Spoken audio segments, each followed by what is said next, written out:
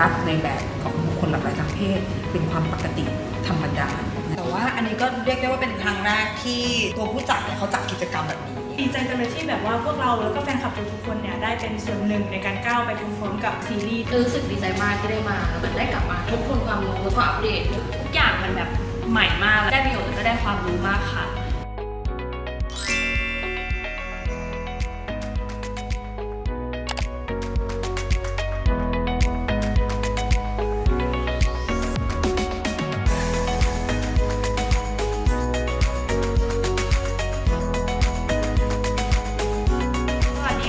ก็น้ำหอมนะคะสำหรับวันนี้นะคะเรามาสัมมนาความรู้ประเด็นเพศสภาพและเพศวิถีเพื่อความเข้าใจในวงการภาพยนตร์และสื่อบันเทิงนะคะวันนี้อาจารย์ก็เข้ามาให้ความรู้กับเราเยอะแยะมากมายเลยก็เดี๋ยวจะให้อาจารย์แนะนำตัวอาจารย์ก่อนคนที่เขาไม่ได้มาวันนี้แล้วเขาอยากรู้จักกับอาจารย์มากขึ้นอาจารย์แอนนะคะอาจารย์ชนิดดีทินนามค่ะจากคณะนิเทศศาสตร์จุฬาลงกรณ์มหาวิทยาลัยนะคะอาจารย์เป็นอาจารย์ประจำภาควิชาการสื่อสารมวลชนที่นั่นนะคะสำหรับวันนี้ใช่ไหมคะก็ได้รับการเชื้อเชิญจาก IS Entertainment นะคะให้มาพบปะกับกลุ่มแฟนคลับทีมนักแสดงแล้วก็ผู้ผลิตนะคะซีรีส์นะคะซึ่งในฐานะที่อาจารย์เป็นคนที่ทำงานด้าน gender justice นะคะก็คือศึกษาเกี่ยวกับเรื่องของความรุนแรงบนฐานเพศสภาพเนี่ยในสื่อมาเป็นระยะเวลาพอสมควรนะคะอาจารย์ก็พบว่ากิจกรรมในวันนี้เนี่ยค่อนข้างจะเป็นมิติใหม่การพัฒนาอุตสาหกรรมสื่อบันเทิงเนี่ยในประเทศไทยเลยก็ว่าได้นะคะเพราะว่าก่อนหน้านี้เนี่ยการทำงานระหว่างนักวิชาการทำงานด้านการส่งเสริมความเป็นธรรมในเรื่องของเพศสภาพเพศวิถีเนี่ย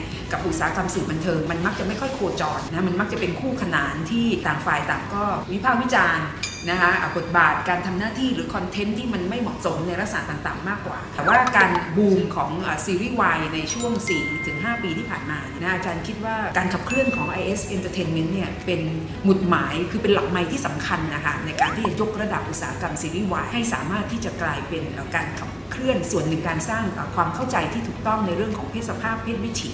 นะคะแล้วก็ทำให้สังคมเนี่ยตระหนักในความหลากหลายทางเพศของผู้คนในทางสังคมโดยที่ไม่ตัดสินไม่ตีตราเนี่ยได้เป็นอย่างดีการนำคนทำงานด้านสังคมแล้วก็สายวิชาการเนี่ยนะคะที่จะพูดแล้วก็ท้วงติงสื่อในเรื่องของบทบาท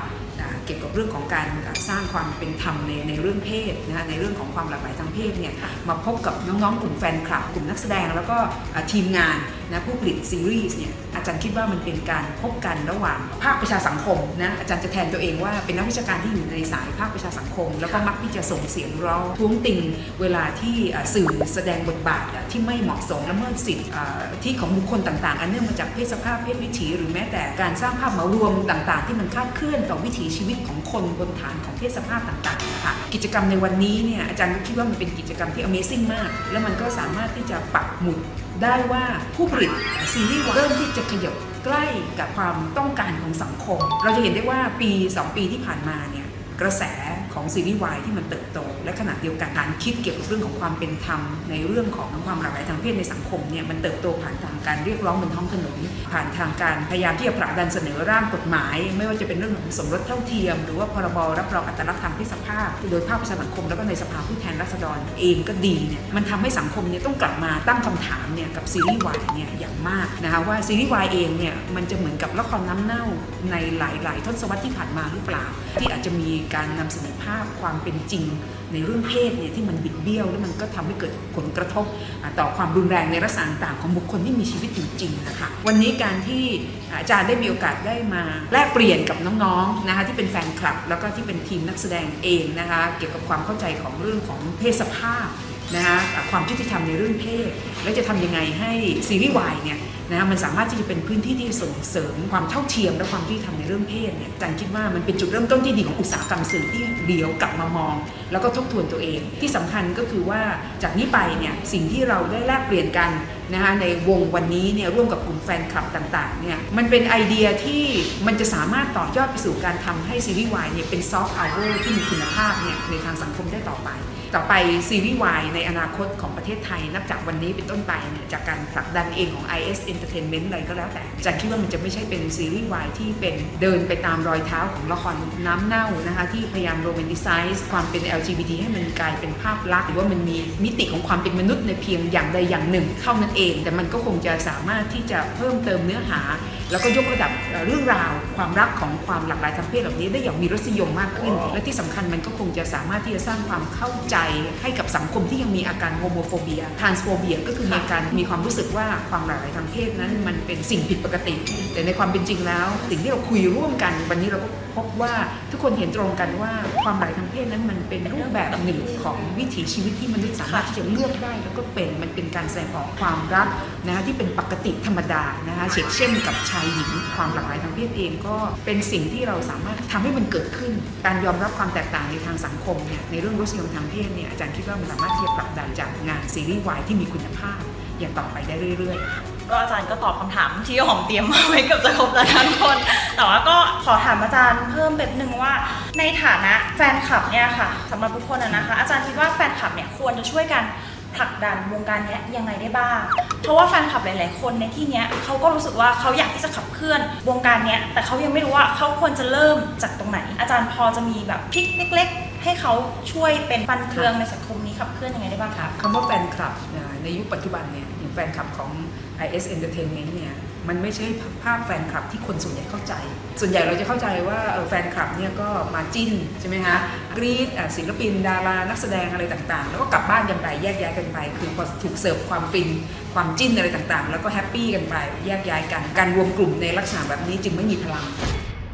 แต่การรวมกลุ่มในวันนี้ของแฟนคลับเนี่ยอาจารย์รู้สึกว่ามันมีมิติของการสร้างความเป็นพลเมืองให้เกิดขึ้นด้วยพลเมืองในที่นี้ก็คือไม่ใช่เป็นเพียงแค่ผู้รักษาที่เสพแต่ความบันเทิงซีรีส์วายแต่เพียงอย่างเดียวนะแต่เขามาพร้อมกับความตั้งใจที่จะเรียนรู้ว่าฐานความยุติธรรมในเรื่องเพศมันคืออะไรความเหลื่อมล้ำที่เกิดขึ้นอันเนื่องมาจากการมีรสนิยมทางเพศที่แตกต่างมันเป็นอย่างไรกันแน่นะคะแล้วก็สิ่งเหล่านี้เนี่ยมันจะนำไปสู่การแก้ไขการถมช่องว่างความเหลื่อมล้ำแล้วก็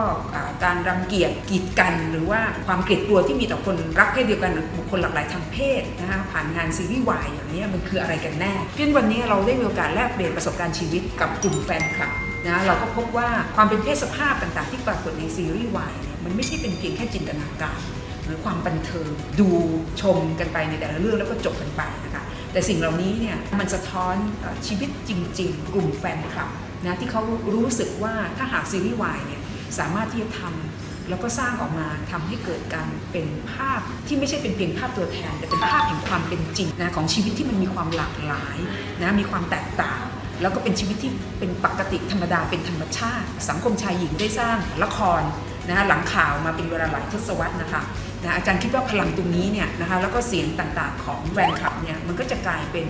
เสียงของพลเมืองที่มันมีความหมายเช่นสิ่งที่กลุ่มแฟนคลับจะสามารถทำได้หลังจากนี้นะคะก็คือเราต้องช่วยกันส่งแมสเสจสำคัญตรงนี้ออกไปยังสื่อตามช่องทางต่างๆที่เรามีและสิ่งสำคัญเหล่านี้ก็คือว่าซีรีส์วายเนี่ยสามารถที่จะสร้างประโยชน์ให้เกิดขึ้นกับความหลากหลายทางเพศได้นะคะอาจารย์คิดว่ากลุ่มแฟนคลับเนี่ยก็จะเป็นกระบอกเสียงที่สำคัญในการนำแมสเสจตรงนี้ออกไปบอกสังคมกลุ่มอื่นๆนะเพราะเราก็ต้องไม่ลืมว่านี่ก็เป็นเพียงแค่กลุ่มทางสังคมเป็นกลุ่มหนึ่งเท่านั้นแต่ว่าถ้าหากกลุ่มแฟนคลับสามารถที่จะใช้พลังของสื่อที่ตัวเองมีอยู่ใจคิดว่าแมสเสจสำคัญที่เรากำลังจะบอกกับสังคมนะคะว่าซีรีส์วายไม่ใช่เป็นเพียงซีรีส์ที่โรแมนติไซส์นะคะหรือสร้างภาพ LGBT ถูกมองเหมารวมเป็นเพียงในลักษณะใดลักษณะหนึ่งอีกต่อไปแฟนคลับจำนวน80คนในวันนี้จะเป็นพลังแล้วก็ส่งเสียงต่างๆเหล่านี้ไปยังผู้คนกลุ่มอื่นให้เขาในท้ายที่สุดแล้วก็จะเกิดความตระหนักรู้ร่วมกันในทางสังคมนะคะว่าความรักในแบบของบุคคลหลากหลายทางเพศเป็นความปกติ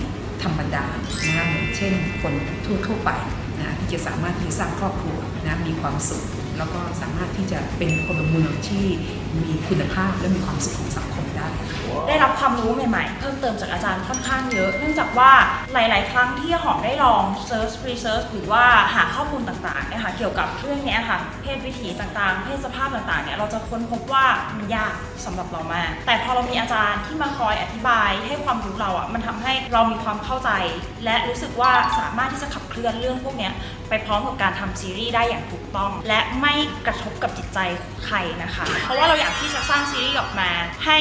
ขับเคลื่อนสังคมเราไม่ได้อยากจะทำแค่ซีรีส์เรื่องนึงเพื่อมาขายความจิ้นหรือความโรแมนติไซส์อย่างที่อาจารย์พูดนะคะก็วันนี้เราก็ขอบคุณอาจารย์มากๆที่มาให้ความรู้กับหอมให้ความรู้กับนักแสดงแล้วก็แฟนคลับก็หวังว่าความรู้เล็กๆในวันนี้ค่ะจะช่วยซีรีส์เราในการที่ซีรีส์และสังคมเลยนะคะของพวกเราในการที่จะขับเคลื่อนต่อไปได้ดีมากขึ้นค่ะขอบคุณอาจารย์มากนะคะ โอเคค่ะ ตอนนี้เราก็มาอยู่กับสองสาวสุดสวยของเรานะคะ ก็คือครูเฟืองและครูออมค่ะวันนี้เป็นยังไงบ้างมางานสัมมนาอะไรแบบเนี้ย ปกติแบบว่าชอบเรียนชอบไปงานวิชาการอะไรอย่างนี้อยู่แล้ว แต่ว่าอันนี้ก็เรียกได้ว่าเป็นครั้งแรกที่ตัวผู้จัดเนี่ยเขาจัดกิจกรรมแบบนี้ เพราะเวลาเราไปงานสัมมนาส่วนใหญ่มันก็จะเป็นสัมมนา ใช่ ไม่ใช่ทางของ วิ ผู้ ชา จัด การใดๆจัดอะไรอย่างเงี้ย มันไม่ใช่ฝั่งผู้จัดทำซีรีส์แล้วเราอยากให้องค์ความรู้กับทั้งทีมงานนักแสดงและแฟนคลับอะมันเกิดการเรียนรู้พร้อมกัน เรารู้สึกวันนี้มัน powerful เราไม่เคยเห็นปรากฏการณ์นี้ ก็วันนี้ครูออมก็ powerful ที่สุดเลยนะทุกคนไม่เชื่อคือเดี๋ยวไปดูรีวิวได้แฟนคลับอาจจะมีเขียนว่าวันนี้ถ้าใคร powerful ที่สุดในงานตอบเลยว่า จริงเหรอคะ จริงค่ะ ก็เพราะว่าทุกคนเขา empower ดิฉันก็เลย empower ตัวเองออกมาเองก็ต้องขอบคุณทั้งทางผู้จัดด้วยที่ empower เราค่ะ ขอบคุณที่อนุญาตให้มาด้วย ต้องมาอยู่แล้วค่ะเพราะว่าเราทำงานร่วมกันนะคะ ไม่งั้นเราก็จะไม่มีใครคบแล้ว อุ้ย แรงมากแน่นอนแต่ต้องบอกก่อนว่า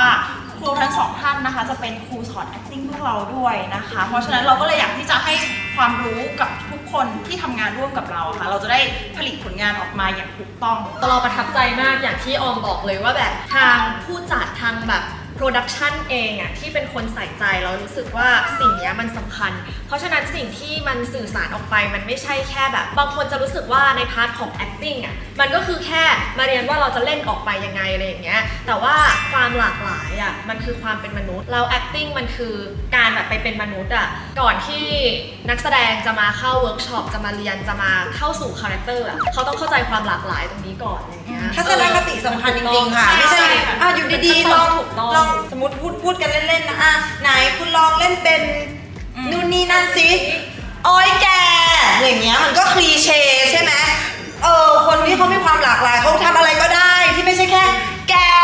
เป็นต้นอันนี้คือสมมุติว่าทัศนคติมีผลต่อการแสดงเพราะว่าจริงๆเวิร์กช็อปเนี่ยมันก็เป็นส่วนหนึ่งที่ทำให้เราเข้าใจความหลากหลายของมนุษย์ ดูโอนะคะดูโอ ใช่ โอเคค่ะ ก็ขอบคุณคุณหอมเหมือนกันนะคะ ที่ทัศนคติของเขาเนี่ยมันยิ่งใหญ่มากนะคะมันไม่ใช่แค่ฉันจะผลิตงานแล้วก็จบเขาผลิต เพราะเมล็ดนู่นนี่นั่นนะถือว่าเป็นการลงทุนที่คุ้มค่านะคะทั้งความรู้ความเข้าใจแล้วก็เชิญแฟนคลับมาด้วยอ่ะคุณมันไม่ใช่แบบแค่นักแสดงนะแกอย่างเงี้ยไม่แฟนคลับมานั่งฟังจะได้เข้าใจร่วมกันเขินแล้วดีมากค่ะ ตอนนี้นะคะเราก็อยู่กับแฟนคลับรุ่นเยาว์ของเรานะคะ วันนี้ก็มีน้องๆก็ยังเป็นนักศึกษากันอยู่เนาะก็ได้เข้ามาร่วมสัมมนากับเราวันนี้อยากรู้ความรู้สึกวันนี้ค่ะ ก็วันนี้นะคะก็ได้ความรู้ใหม่ๆเยอะมากเลยค่ะ งานนี้เหมือนได้รู้ในเชิงวิชาการนะคะแล้วก็แบบเหมือนเราได้แบบว่าเคารพในตัวของคนอื่นด้วย แล้วก็ได้รู้ในเชิงสื่อด้วยอะค่ะรู้สึกมีความรู้เพิ่มขึ้นด้วย ตอนที่รู้ว่าได้มาก็ตอนแรกก็ไม่ได้คิดอะไรก็คือมาตัวเปล่าเลย แล้วก็เตรียมว่าวันนี้จะมารับความรู้เท่าที่รับได้พอหลังจากจบงานนะคะ ก็รู้สึกดีใจมากจริงๆค่ะที่ได้มาเพราะว่ามันเป็นเหมือนก้าวสำคัญก้าวหนึ่งในแบบว่าวงการซีรีส์วายเลยเพราะว่าตั้งแต่ที่ก้าวขาเข้ามาอยู่ในวงการนี้เนี่ยก็ไม่เคยเจออะไรแบบนี้เลยค่ะเลยรู้สึกว่าดีใจจังเลยที่แบบว่าพวกเราแล้วก็แฟนคลับทุกๆคนเนี่ยได้เป็นส่วนหนึ่งในการก้าวไปพร้อมๆกับทางซีรีส์ด้วยนะคะอยากจะขอบคุณผู้จัดด้วยค่ะที่ว่าจัดงานนี้ขึ้นมานะคะ ก็รู้สึกดีมากๆที่ได้มาเข้าร่วมงานสัมมนา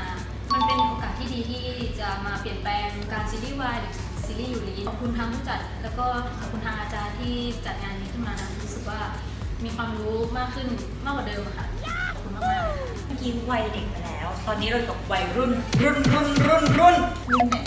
ตอนปลาย เป็นยังไงกันบ้างคะรับความรู้อะไรบ้างเชื่อว่าเนี่ยที่มากันวันนี้ค่ะ ส่วนมากหลายๆคนก็มีความรู้ตรงเนี้ยอยู่แล้ว แต่พอได้มารู้มากขึ้นได้มาอยู่กับพวกเรารู้สึกยังไงบ้างคะ จริงๆเรื่องนี้ก็เป็นเรื่องที่เราเองก็ศึกษามาก่อนเนาะแล้วก็สมัยเรียนก็ได้เรียนเรื่องนี้รู้สึกเหมือนได้กลับมาทบทวนความรู้แล้วก็อัปเดตเพราะว่าอย่างที่อาจารย์บอกนะคะว่าความรู้ด้าน LGBTIQ เนี่ยมันค่อนข้างอัปเดตอยู่ตลอดมีอะไรใหม่ๆตลอดก็รู้สึกดีใจมากที่ได้มาแล้วก็รู้สึกว่าอย่างที่มีน้องกลุ่มเมื่อกี้บอกเนาะได้มาอยู่ในจุดที่แบบจุดเริ่มต้นของบริษัทซีรีส์วายไทยต่อที่มันกำลังจะเดินต่อไปข้างหน้าเพราะเราเชื่อว่าคนก็อยากเห็นซีรีส์แบบมีความรับผิดชอบต่อสังคมมากขึ้นแล้วเราก็ดีใจที่ค่ายเอสเนี่ยเห็นความสำคัญของตรงนี้ค่ะ ก็มาวันนี้นะคะ คือส่วนตัวก็มีความรู้เรื่องเพศสภาพเพศศึกษาอะไรพอสมควร แต่ว่าคือมันเป็นความรู้ที่ไม่ได้อัปเดตแล้วเพราะว่าผ่านมานานแล้วจากการที่เรียนก็คือเหมือนเราได้อัปเดตความรู้ใหม่ๆมากขึ้นเหมือนเราได้เข้าใจมากขึ้นว่าอ๋อณตอนนี้ยุคสมัยมันเปลี่ยนไปจากเดิมแล้วนะที่เราได้ศึกษาจากตรงนั้น วันนี้นะคะได้ความรู้เพิ่มมากขึ้นเรื่องของความเท่าเทียมทั้งในเรื่องของเพศสภาพที่หลากหลายแต่ที่มีความรู้อยู่แล้วแบบน้อยนิดวันนี้เราก็แบบได้ความรู้เพิ่มมากขึ้น เข้าใจเพศหลากหลายมากขึ้นเข้าใจความหลากหลายมากขึ้นแล้วก็ขอบคุณค่ายที่จัดกิจกรรมนี้ค่ะ ขอบคุณค่ะโอเคค่ะ ก็เมื่อกี้เราก็อยู่กับแฟนคลับไปแล้วเนาะทีนี้มาถามน้องนักแสดงบ้าง ตอนนี้เราก็มีตัวแทนออกมา2 คน นักเรียนดีเด่น นักเรียนดีเด่นนักเรียนหน้าห้องเป็นยังไงบ้างวันเนี้ย วันนี้ก็อย่างแรกเลยคือได้ความรู้อะไรที่ไม่เคยได้ยินศัพท์บางศัพท์ที่เขาใช้เรียกในหลาย ๆ แบบ หรือว่าศัพท์บางศัพท์ที่ในสื่อที่มันไม่ควรใช้บ้าง หรือว่าความรู้กระบวนการการฟังคือทุกอย่างมันแบบใหม่มากแล้วก็ได้ประโยชน์แล้วก็ได้ความรู้มากค่ะ ใช่ที่อย่างนี้เรามีเรียนในเรื่องของโซจิสมั้งเราก็ทำให้เรารู้ศัพท์หลาย ๆคำมากขึ้นเรื่อย ๆ แล้วว่าแบบในร่มคันนั้นเนี่ยมันมีอะไรบ้าง ซึ่งมันเยอะแบบเยอะมาก ใช่ทำให้เราแบบสามารถเข้าใจ ไม่ว่าจะเป็นเรื่อง มีเอ็กซ์ไซส์ด้วย ใช่มีเอ็กซ์ไซส์ด้วยเรื่องเกี่ยวกับอำนาจต่างๆ สิทธิมนุษยชนต่างๆ แล้วก็ความเข้าใจที่ความเอมพัตตีที่เราต้องมีหรือว่าการที่เราเป็นสื่อในฐานะสื่อเราจะแสดงออกยังไงแล้วเวลาที่เราเจอสื่อ เราควรตอบคำถามยังไง ใช่ อะไรยังไง ค่ะ บ้าง ใช่ วิธีการหลีกเลี่ยงพวกจรรยาบรรณสื่ออะไรพวกนี้เนี่ยค่ะ ใช่ก็มีการสอนไปด้วยค่ะ อย่างคำพูดที่เรารู้สึกว่ามันเซนซิทีฟ